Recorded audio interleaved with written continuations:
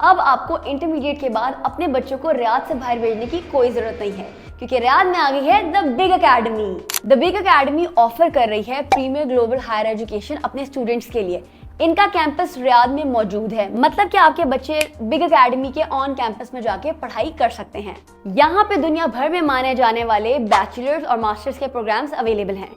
Bachelors में आपको artificial intelligence, BBA और फैशन टेक्नोलॉजी आराम से मिल जाएगा। इसके साथ साथ यहाँ पे MSc और MBA भी अवेलेबल है। यहाँ पे गर्ल्स के लिए सेपरेट क्लासेस भी अवेलेबल हैं। यहाँ की लोकेशन बहुत सिंपल है, आपने गार्डन रेस्टोरेंट के राइट साइड पे जाना है और BSF बैंक की ऑपोजिट साइड पे जाना है।